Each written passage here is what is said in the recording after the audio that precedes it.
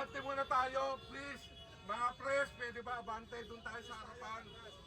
Abante po tayo, abante. Abante tayo, abante. Mga press, doon po tayo sa harapan. Pupunta kami. Duterte! Duterte! Duterte! Ang nakikita po ninyo, may nasa hakbang ng maisog!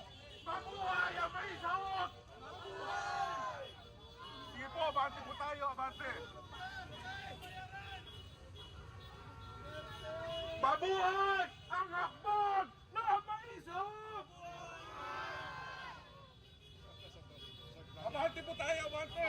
Abante, abante! Palapakan natin si Atty. Topacio! Nandito pala sa harapan!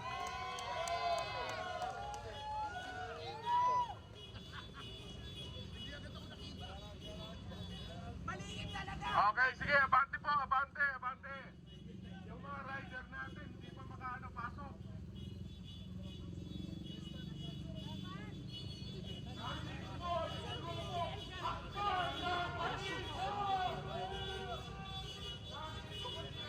Isigaw natin!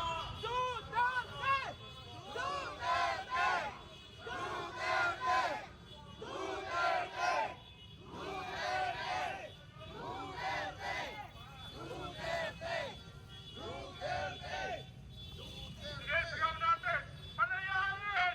Si Duterte! Malayay si Duterte!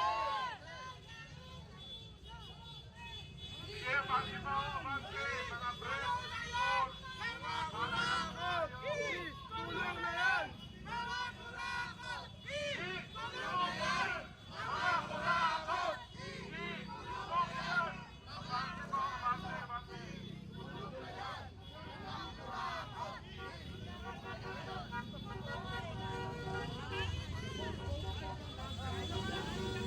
Abante po tayo, abante!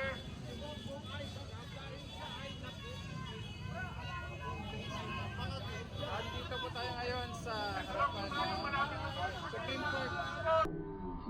Patinig po tayo!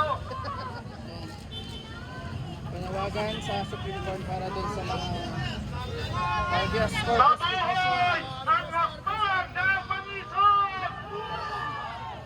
Mabuhay ang Timog Tower Movement! Lahat na naman magagawa!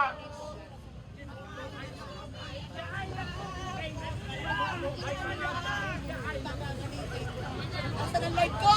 Yes! Dito na! Dito, dito sa harapan! Sa harapan tayo ng gate! Ay, totoo ko! Uy! Iwanan niya? Lalaban ako kahit di ako makapag-live, makapagpuntang ina lang.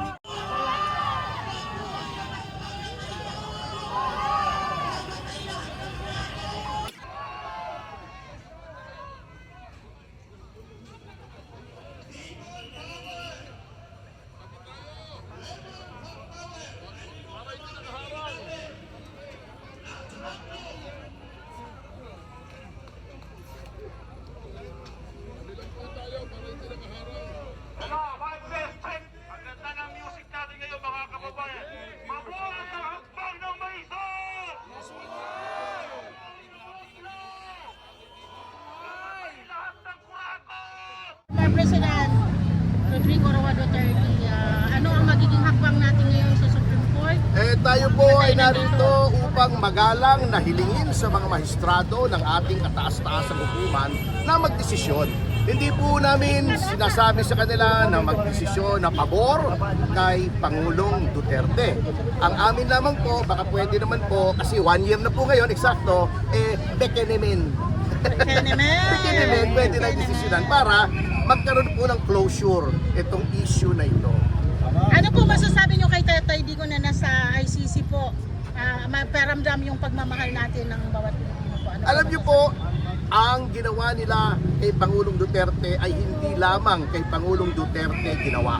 Ngunit sa lahat ng Pilipino sapagkat ibinenta po nila ang ating soberanya, ibinenta nila ang ating kasarinlan at ibinenta po nila ang ating dignidad bilang Pilipino na tayo ay nagpapasakop sa mga banyaga.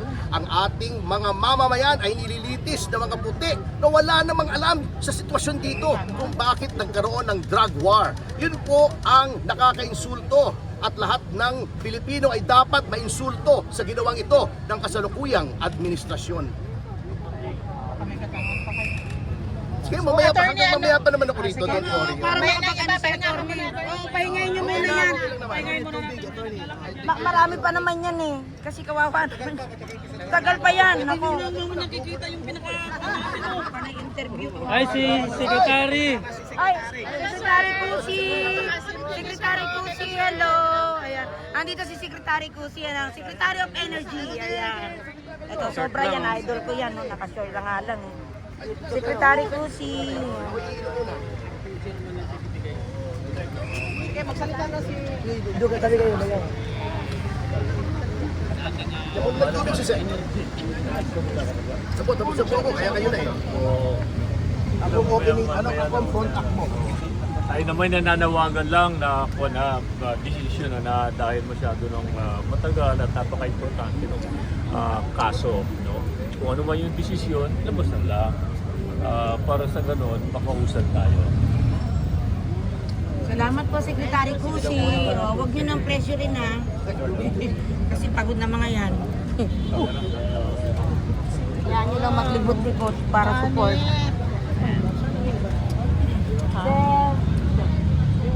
Good afternoon po sa inyo lahat. Oo, mga ano yan. Ay, hindi naman.